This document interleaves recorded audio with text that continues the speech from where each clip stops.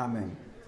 Hermanos, entonces vamos a centrar nuestra atención en el versículo 8 hasta el versículo 20 y espero que usted pueda tener ahí su Biblia abierta para que pueda acompañar en la predicación los textos que vamos a escuchar. Me llama mucho la atención un comentario de que a veces el predicador cuando habla la gente va y cierra su Biblia, la guarda y se olvida del texto.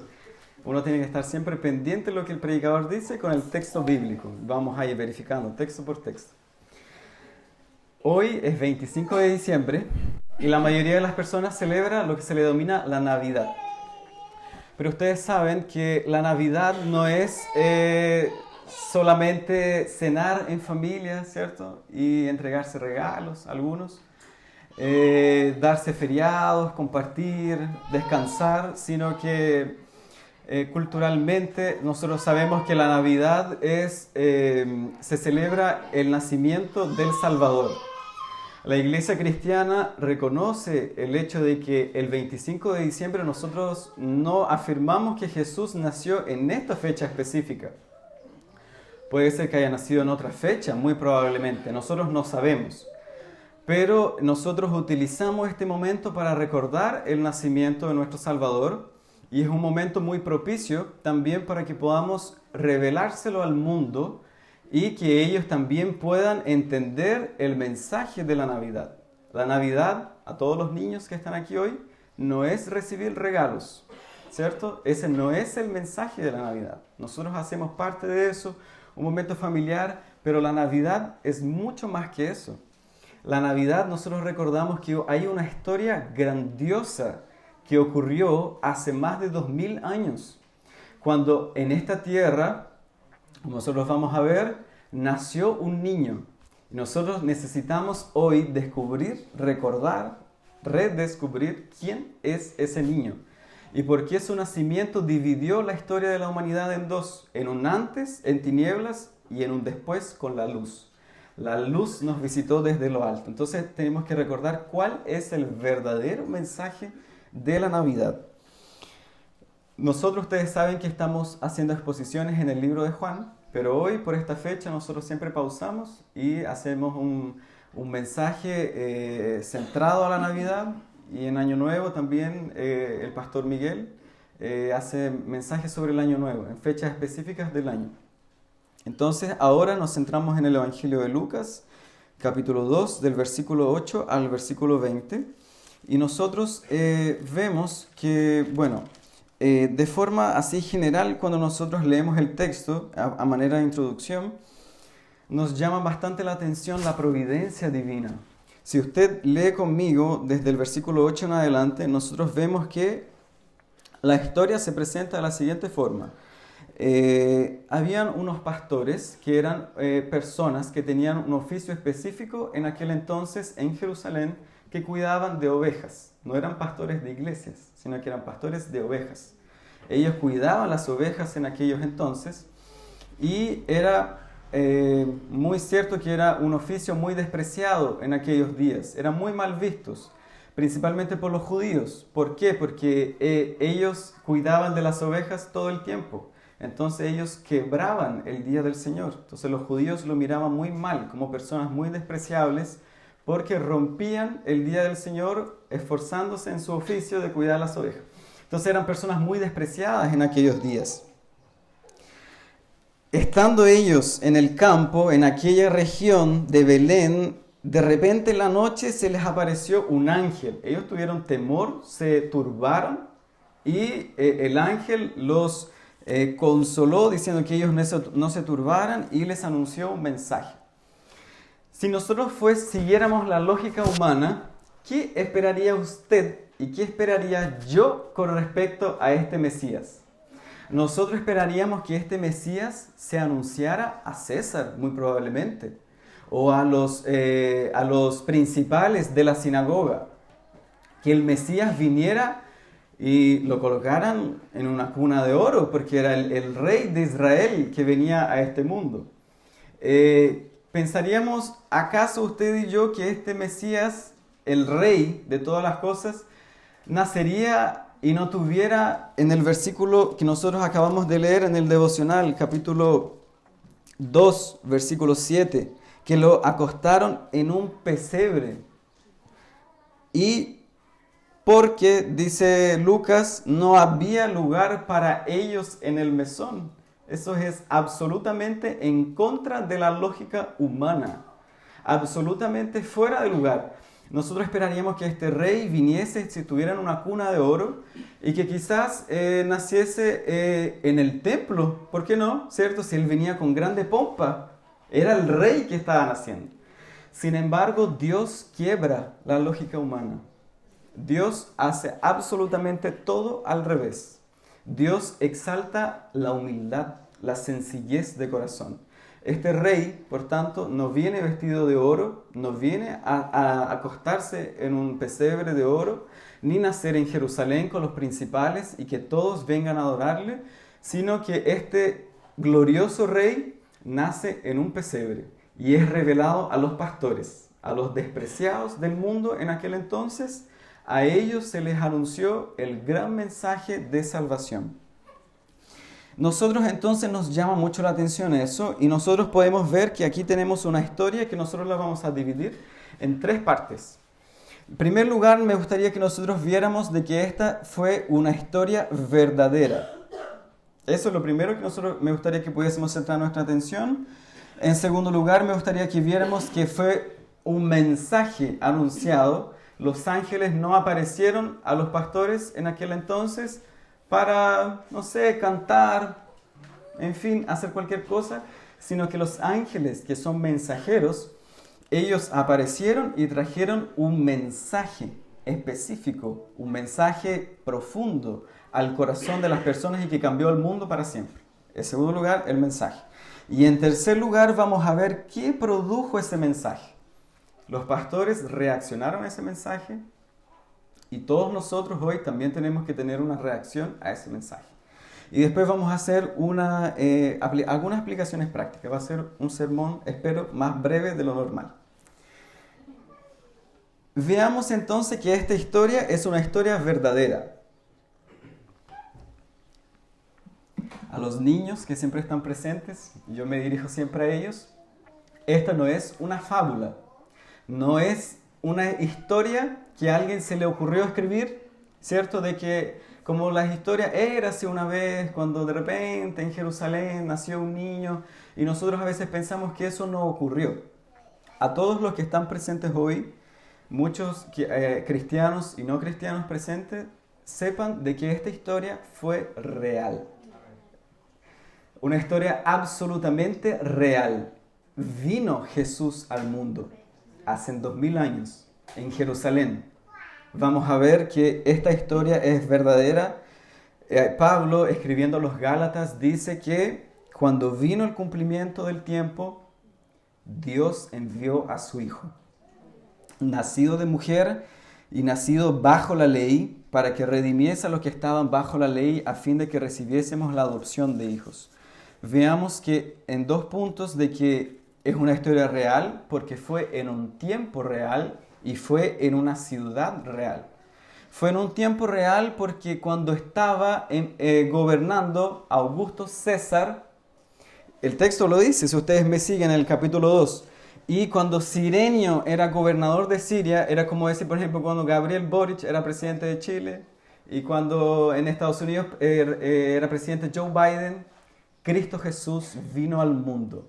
Tiempo específico, claro en la historia de la humanidad, Cristo se hizo hombre en un día preciso señalado por el Padre. No fue un día cualquiera, fue Dios en la eternidad había destinado ese día para que Jesús viniera al mundo. No un día antes ni un día después. En ese día específico Jesús vino al mundo. Fue en una ciudad real, no fue algo espiritual. Esto no es algo, una metáfora, una ilustración. Existe, todavía está Belén en Israel.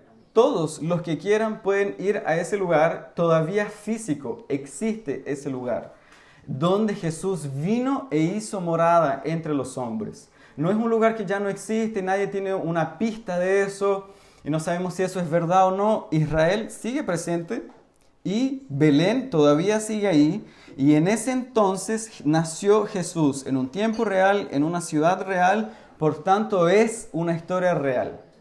Para nosotros muchos quizás es algo normal de escuchar, pero para otras personas quizás no lo es. Entonces las personas piensan que quizás esto fue un cuento. No es así, sino que la Biblia es categórica en afirmar que Jesús vino a este mundo en un día señalado por el Padre en una ciudad específica. No nació en Jerusalén con toda la pompa que nosotros esperaríamos, como llegan los reyes, etc., sino que nació en una ciudad la más pequeña de la región, en Belén, Belén de Judea, como había sido anunciado por los profetas.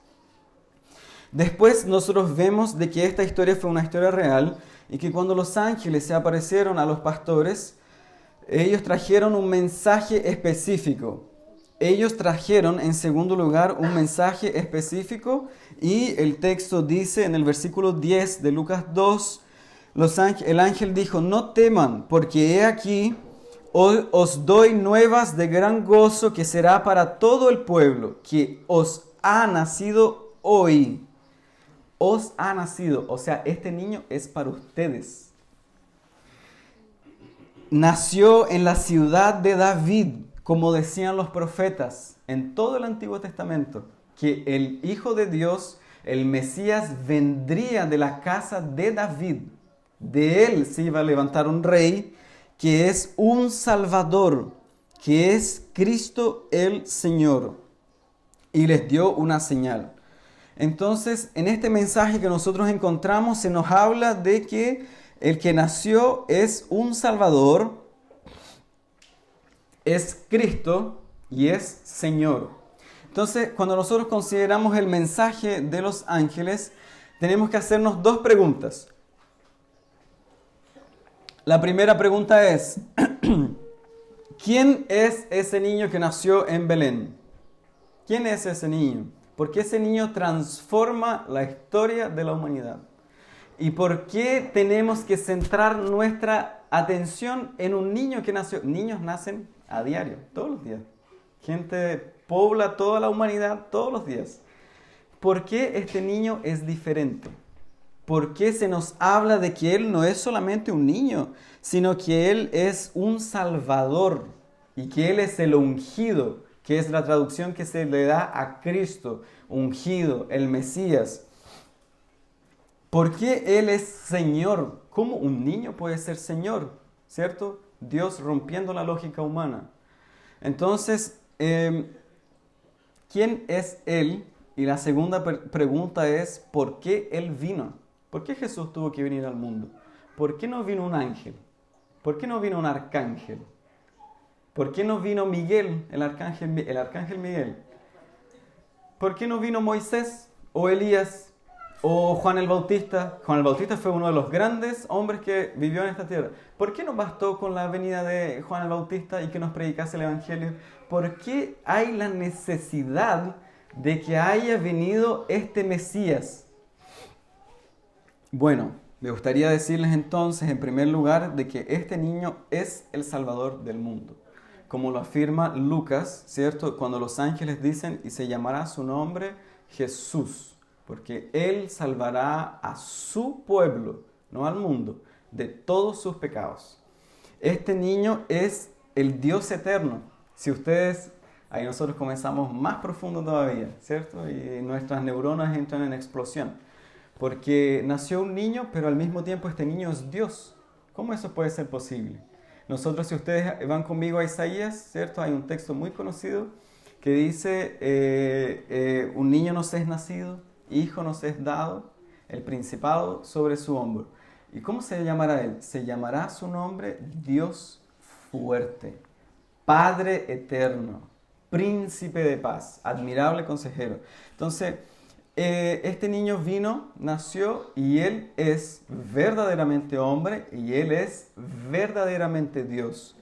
Este niño, Dios había profetizado por medio de sus profetas de que él enviaría a un Salvador. Estimados que están todos aquí hoy, si usted ha pecado contra Dios, todos hemos pecado contra Dios, si usted se reconoce como pecador en este día, Dios envió un Salvador para perdonar sus pecados. A todos los pecadores Dios envió un Salvador, a todos aquellos que se arrepienten de sus pecados, que confiesan su iniquidad.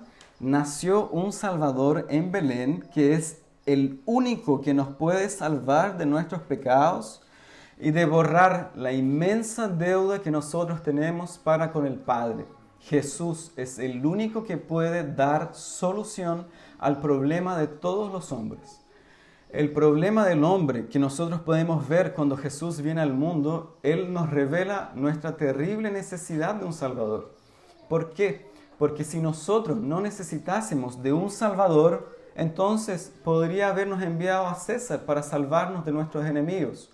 Podría haber enviado un político, podría haber enviado un psicólogo, ya que hoy día se habla tanto de la psicología moderna y de que las personas siempre sufren, que tienen depresión, que las personas tienen ansiedad, que ¿usted ha escuchado eso? El problema del hombre está en la mente, el problema del hombre está en la educación.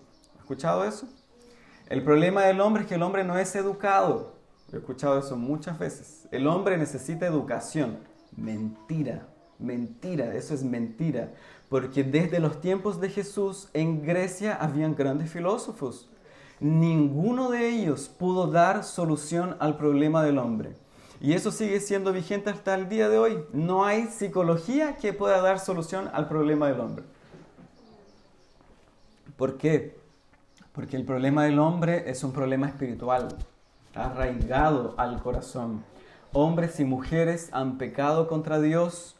La palabra dice que este pueblo estaba asentado en tinieblas. Este pueblo necesitaba un Salvador. Y este Salvador vino al mundo. Él es verdaderamente Dios, Él es verdaderamente hombre y es el único que nos puede reconciliar con Dios y puede darnos vida eterna.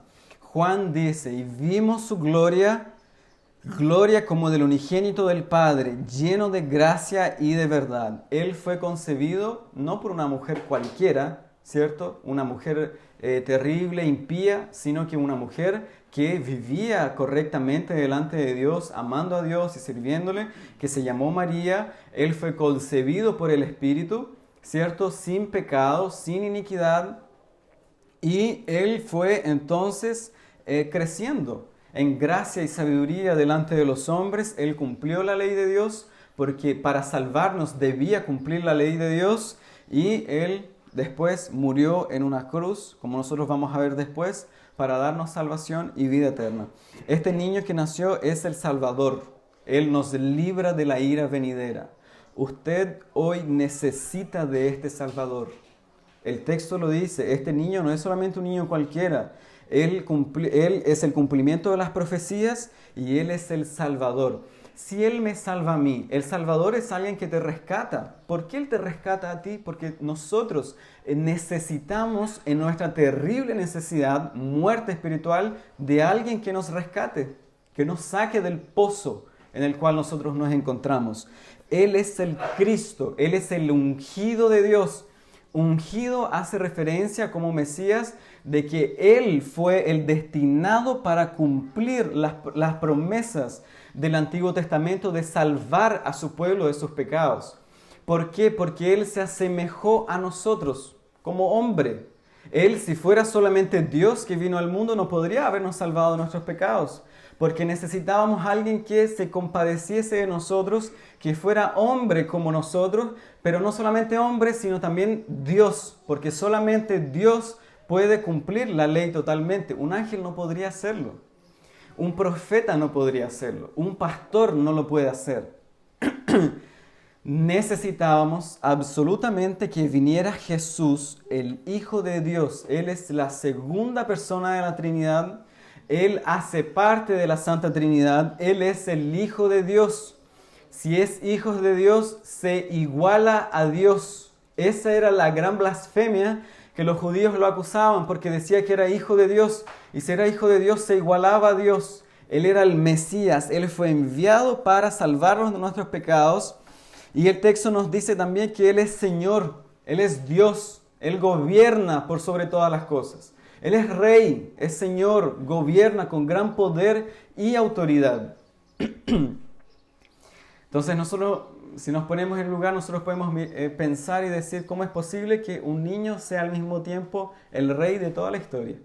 El todopoderoso y omnipotente en un niño, ¿cierto? El invisible, dice Wesley, el inmortal haciéndose mortal.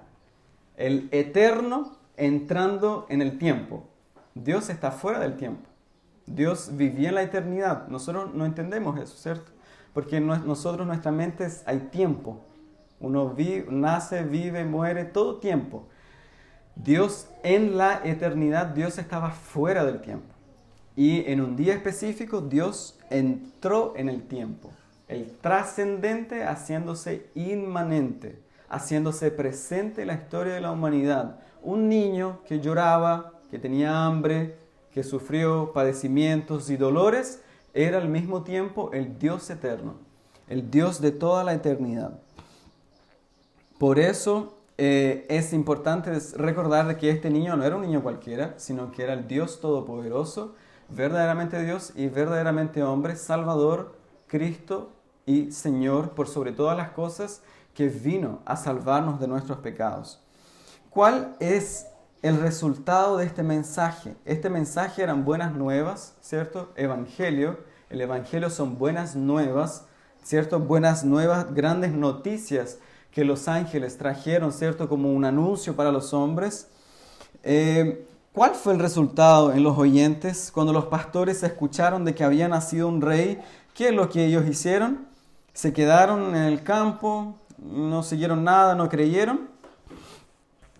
Tenemos el primer resultado de este mensaje en el versículo 13. Los ángeles con una multitud de huestes celestiales alabaron a Dios y dijeron: gloria a Dios en las alturas y en la tierra paz. En las otras versiones, Nueva Traducción Viviente dice: en la tierra paz para con aquellos que Dios quiere bien. O sea, para con los escogidos de Dios, paz en la tierra. Porque la paz no se inundó en la tierra, impíos y pecadores y cristianos en aquel entonces, sino que la paz de Dios es revelada por el nacimiento de este niño para con su pueblo. Él vino a redimir a su pueblo de sus pecados. Entonces nosotros vemos que los ángeles elevan no fue una canción, aquí no dice que fue una canción, ¿cierto? Sino que fueron frases, palabras, exaltaciones a nuestro Dios en los cielos. O sea que en primer lugar nosotros podemos ver de que el nombre de Dios fue glorificado con el nacimiento de este niño. Se le elevó gloria a Dios, alabanzas a Dios, porque Dios nos visitó desde lo alto. Es un tremendo suceso que ocurrió en la historia de la humanidad, de que no nació solamente Juan el Bautista. Eso ya hubiese sido bueno, pero nosotros hubiésemos dicho: oh, nació un gran predicador, ¿cierto? Nació un gran profeta que nos predica la palabra, sino que nació el Hijo de Dios. Nosotros deberíamos glorificar a Dios con los ángeles por este niño que nos nació. Mire, escuchen, hermanos queridos, coloquen atención a las palabras que nosotros encontramos en la Biblia, que un niño no solamente nació un niño, este niño nació para nosotros. Es un niño que nació para usted, nació para mí. Es un niño que fue entregado por pecadores como nosotros, pecadores escogidos desde antes de la fundación del mundo. Este niño nos nació, nos pertenece, es nuestro, este niño que ha nacido. No fue un niño cualquiera, hermanos, no fue un profeta cualquiera, fue el mayor de todos los profetas, fue el mayor sacerdote, cumplió los 3 oficios reales, era el rey encarnado, entrando en el tiempo al cual nosotros debemos rendir gloria. Vemos después que estos hombres, estos pastores, ¿qué hicieron con ese mensaje? Ellos fueron y dice el verso 15, ellos se dijeron unos a otros: vamos a Belén, vamos a ver qué pasó, qué es eso que el Señor nos ha manifestado. Y en el versículo 16, ellos fueron apresuradamente, hallaron a María, a José, al niño acostado en el pesebre. Vea que también este mensaje fue anunciado a magos, ¿cierto? En otra historia paralela que nosotros tenemos, este mensaje fue anunciado a magos que no eran hechiceros, brujos, sino que eran personas que conocían mucho, eran de mucho conocimiento. Se les reveló y se dijo que siguieran una estrella. Varias personas estaban buscando dónde estaba el Mesías que había nacido. Ellos apresuradamente corrieron, indagaron, vinieron y dijeron en la ciudad de Jerusalén: ¿dónde está el rey que ha nacido? Nació el rey de los judíos. Y usted recuerda cuál fue la reacción de Herodes cuando escuchó eso, que era el rey en aquel entonces. La Biblia dice que Herodes, que era el gran narcisista que había en aquel tiempo, se alegró. Mentira. Herodes se turbó, se volvió loco y se turbó toda Jerusalén, porque este acontecimiento de este niño dio vuelta a la humanidad, la cabeza de los hombres. Dijeron: ha llegado un rey que nos va a quitar el puesto, imagínense. Entonces nació este rey, la gente se turbó y los magos, los pastores vinieron, corrieron para saber dónde estaba ese niño porque querían adorarle. ¿Observa usted eso? Un hombre cualquiera no recibe adoración. Este era el Dios verdadero. Este era el Hijo de Dios que recibió adoración. Ellos corrieron. Vamos a ver después en las explicaciones prácticas qué significa, cómo podemos aplicar eso a nosotros. Y vemos que en la gran exaltación que ellos tenían, glorificando a Dios, ellos escucharon el mensaje, creyeron en el Evangelio, porque fueron buenas nuevas enviadas a los hombres, y se apresuraron para saber dónde estaba el Mesías, y lo encontraron. Esa fue la historia que nosotros acabamos de leer. Eso fue lo que ocurrió en el texto del versículo 8 al versículo 20. ¿Qué podemos aprender entonces de este texto? Hay profundas aplicaciones prácticas en este texto, ¿cierto? Nosotros ya vimos qué fue lo que ocurrió, qué es lo que hicieron los pastores, los ángeles trajeron un mensaje. ¿Cuáles son las aplicaciones prácticas? Si nosotros predicamos y explicamos el texto y lo exponemos y no aplicamos, no sirve de nada. No es una mera exposición. El texto tiene que ser aplicado al corazón de las personas. ¿Qué tiene que ver esto con nosotros? ¿Se imaginan si alguien sale de aquí? Yo siempre digo lo mismo. Si alguien sale de aquí diciendo, y lo único que recuerda es que los pastores eran despreciados y que en unos campos de Jerusalén, por no sé dónde, por ahí, apareció un ángel que quizás ni siquiera fue verdad, pueden decir algunos, y bueno, nació un niño, lo fueron a visitar. Listo, se acabó la historia, se van para su casa y siguen viviendo su vida. No es así, ¿cierto? Sino que este mensaje tiene un profundo impacto en mi vida y en su vida. Este mensaje tiene que ver con usted, es para usted, para mí. Este es un mensaje directo al corazón de los pecadores. Tiene que ver con su vida, tiene que ver con su vida diaria, con su espiritualidad, con su alma. Este no es un mensaje cualquiera. Este mensaje atañe y llega a lo más profundo del alma del hombre. Si usted está aquí hoy, este mensaje es para usted. Niños, jóvenes, adolescentes, adultos, gente de todas las edades, niveles intelectuales, socioeconómicos, no importa nada de eso. Este mensaje es para todos en el día de hoy. Mi deseo, dice John Piper, y yo lo comparto profundamente, en primer lugar en nuestra aplicación práctica, en nuestras aplicaciones prácticas, es que en esta Navidad, en este día, en el 25 de diciembre, que recordamos el nacimiento de nuestro Señor, usted, amado oyente, experimente la paz de Dios en su corazón. Mi deseo no es que usted reciba muchos regalos, ¿ya? Y que haya pasado una hermosa Navidad, una hermosa cena. Mi deseo es que usted hoy encuentre paz con Dios por medio del Señor Jesucristo. Este niño es de quien se dice de que no hay otro nombre bajo el cielo por el cual importa que seamos salvos. No hay otro que sea mediador entre Dios y los hombres. No hay otro nombre que se iguale al nombre de Jesús. No hay otro que es un Salvador tan poderoso como Él.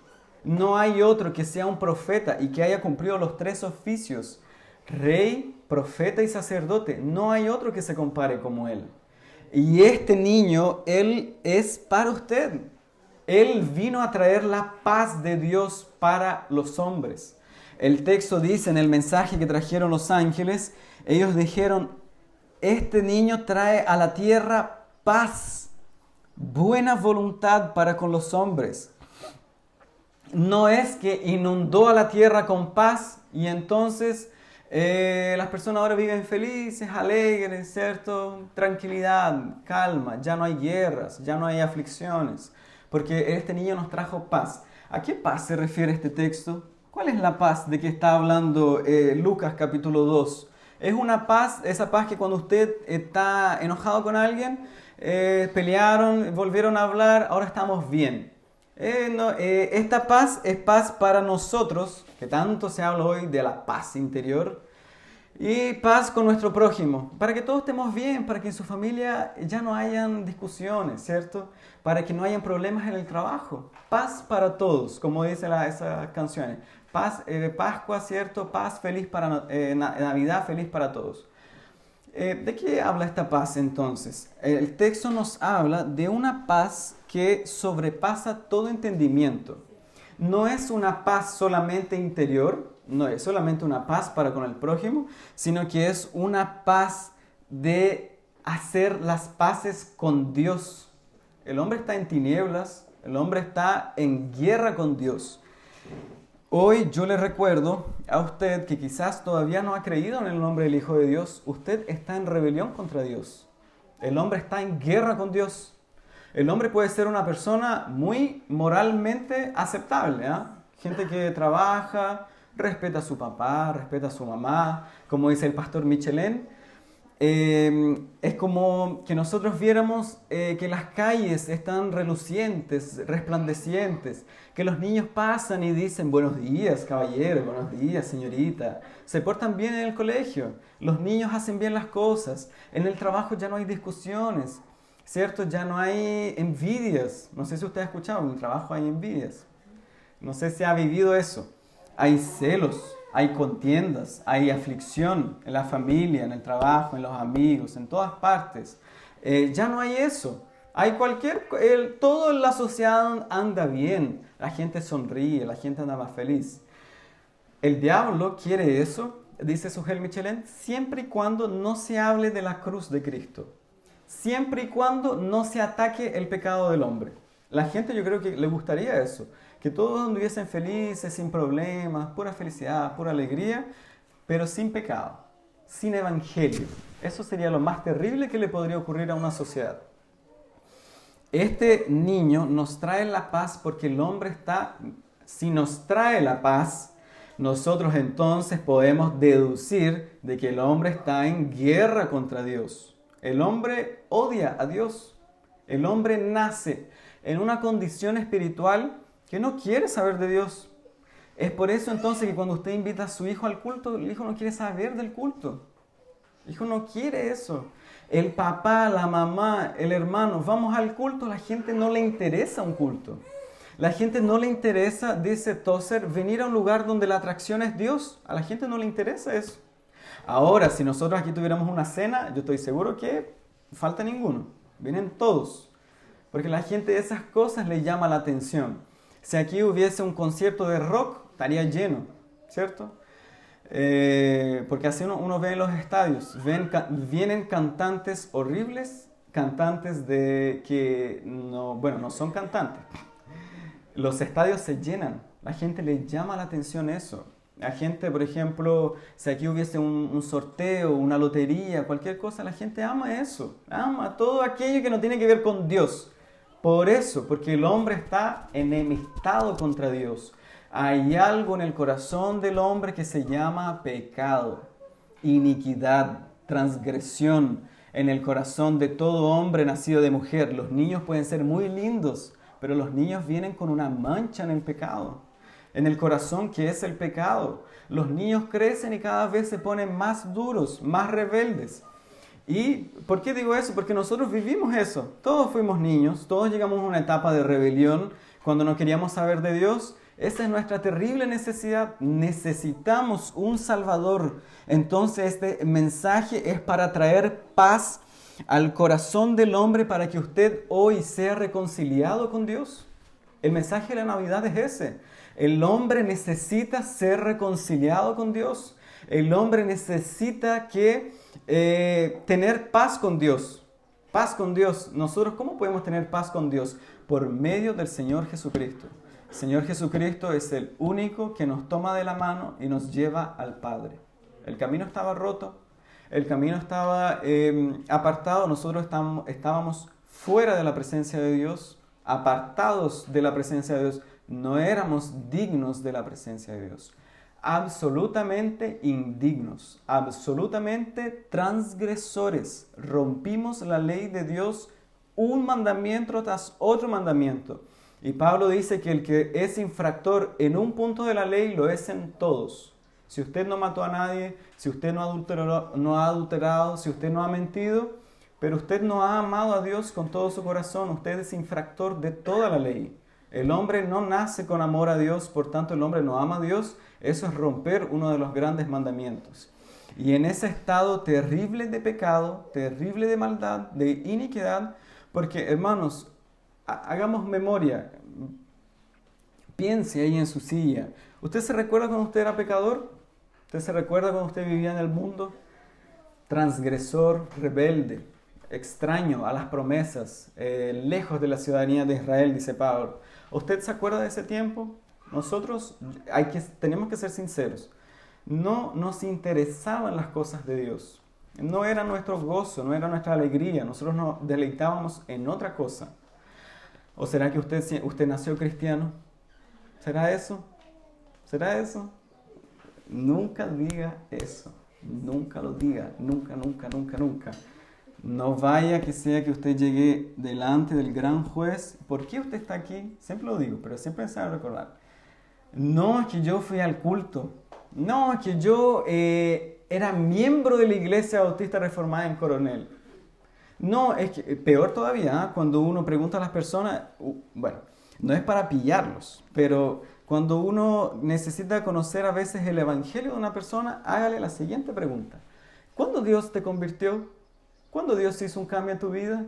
Hay gente que dice, siempre, yo nací cristiano. Yo nací dentro de la iglesia. Y peor, no, que mi papá iba a la iglesia, que mi abuelita me llevaba, que yo he escuchado pero N cantidad de veces, y lo sigo escuchando. No, que yo iba a la iglesia, que mi abuelita me llevó, que yo fui a un culto, que yo diezmaba, que yo ofrendaba, que yo tocaba. Resumen, hacer cosas, obras. No, que yo fui a la iglesia un día, me invitaron y lo pasé súper bien, me gusta la gente, me saludan, me tratan bien. Aquí nadie dice nada, poco menos que todos son santos. Se pasa bien, los hermanos a veces se juntan, comparten. Yo pasé bien en la iglesia. ¿Esa es la causa por qué una persona va a ir al cielo? Niños, escuchen hoy. ¿Por qué usted iría al cielo? ¿Por qué? ¿Por qué? ¿Qué tiene que ver eso con el mensaje de la Navidad? Para que niños, hombres, jóvenes, adolescentes vayan al cielo, necesitamos estar en paz con Dios. Y la única forma de que alguien puede recibir la paz de Dios es arrepintiéndose de sus pecados, reconociendo su iniquidad. ¿Qué tan grande es ese orgullo que hay en su corazón que usted no pueda reconocer su pecado? Los hombres hoy tienen el orgullo muy grande, muy elevado, e incluso dicen, pero si yo he sido malo toda mi vida, ¿cómo sería un cobarde si yo me acerco a Dios ahora? No es así. La puerta está abierta de par en par para que todos se acerquen hoy a Dios y tengan paz con Dios por medio de nuestro Señor Jesucristo. Él es el que justifica al pecador de sus pecados. Él es el único que puede declarar justo a un pecador. De eso se trata toda la historia de la Biblia. Justificación por la fe. Si pudiéramos resumir el Evangelio en una sola doctrina, podríamos decir con Pablo, justificados, pues, por la fe, no por obras.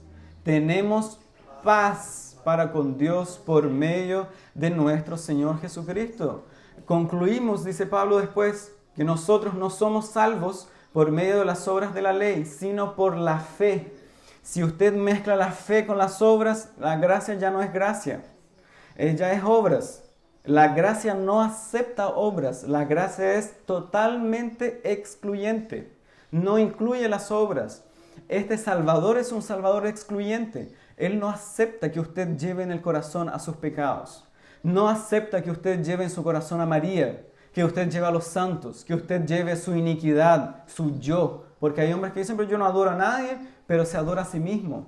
Se adoran a sí mismo. Este Salvador requiere que usted se abandone a sí mismo y se entregue absolutamente a Él, a sus pies, y pueda hoy tener redención y vida eterna. La historia, amados hermanos, del Evangelio es esa, que Cristo Jesús vino al mundo a morir por pecadores, pecadores como nosotros, pecadores como usted, pecadores como yo, ¿cierto? No hay pecados tan grandes que Dios no pueda borrar. Este Salvador nació en Belén de Judea, Él vino a este mundo y vino a darnos de su paz. Paz que sobrepasa todo entendimiento. Me gustaría que usted algún día pudiese decir juntamente con Pablo. Pablo dice en Gálatas 2, capítulo 2, versículo 20, con Cristo estoy juntamente crucificado. Ya no vivo yo, el hombre muere a sí mismo. Como dijo George Mueller, hubo un día específico de mi vida. Yo estoy seguro que usted debe recordar ese día, o ese tiempo, que algunos dicen, no fue un día, fue un tiempo. Un tiempo de su vida cuando usted murió a sí mismo. Usted murió para sus afectos personales, para sus deseos personales, para sus metas.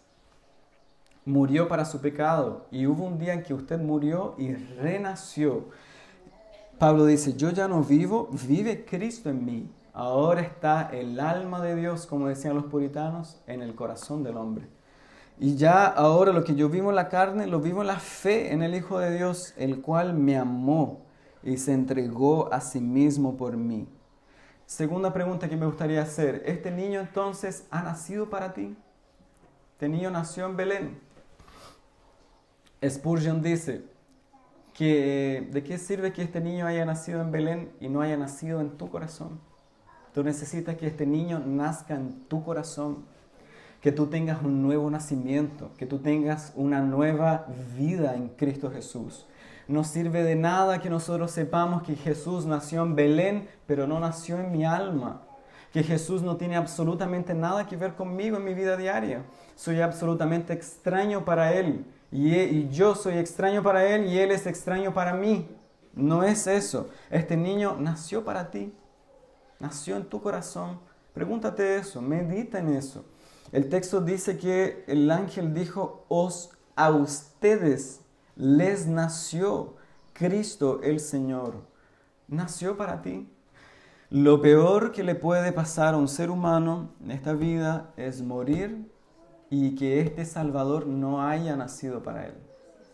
Lo más terrible que puede pasar en la vida de alguien. Y debería perturbarnos el hecho de que este Salvador no haya nacido para mí. Que este Salvador vino al mundo y yo no hice absolutamente nada con respecto a Él. Lo deseché. Ayer estuve hablando con una persona que pude evangelizarlo, gracias a Dios, y escuché el mismo argumento de siempre de los pecadores. ¿Ustedes han escuchado cuando dicen, es que no me ha llegado el tiempo todavía?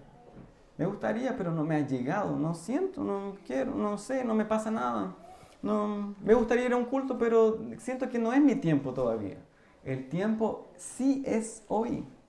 Sí ha llegado el tiempo. Sí ha llegado el momento para que los pecadores se arrepientan. Porque va a llegar un día cuando ya no habrá más tiempo. Cuando usted cierre los ojos, porque las personas mueren, ¿cierto? No viven para siempre. Los jóvenes a veces se olvidan de eso. Piensan que van a ser eternos. Que la muerte no, a la muerte anda por la gente vieja.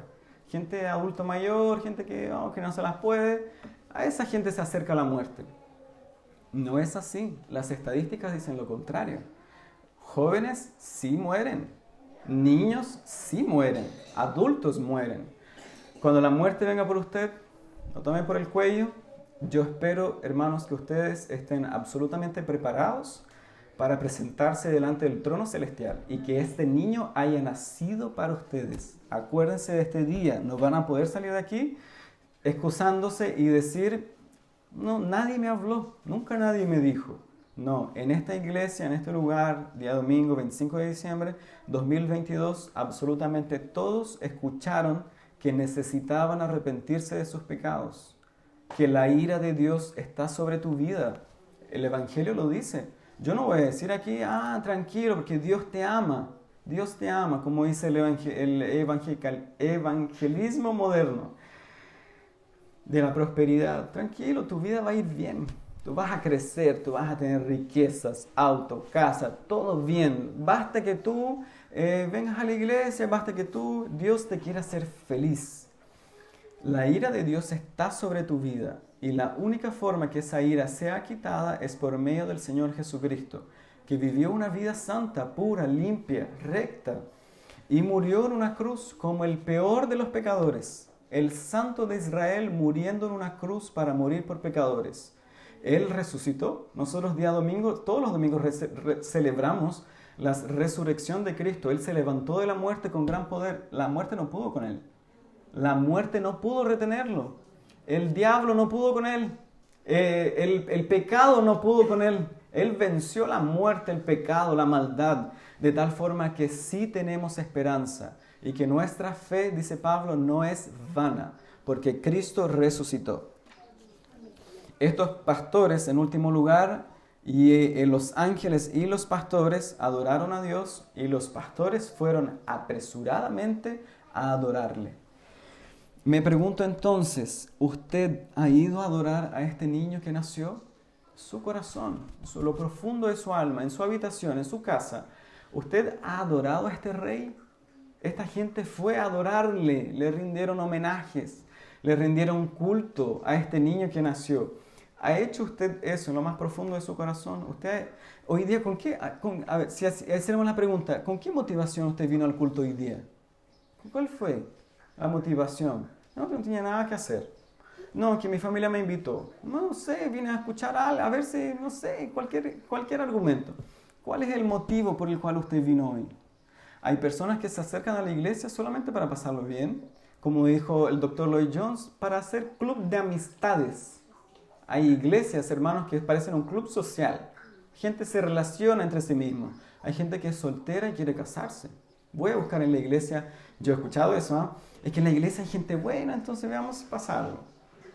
Alguna mujer cristiana que se fije en mí, no sé, alguna cosa, alguien que no sea tan malo. La gente tiene motivaciones incorrectas para acercarse al Señor, a su iglesia. ¿Por qué usted vino hoy aquí? ¿Por qué? ¿Cuál es la causa de que usted esté aquí y no esté en el campo, y no esté en la playa, no esté en su casa? ¿Cuál es la causa?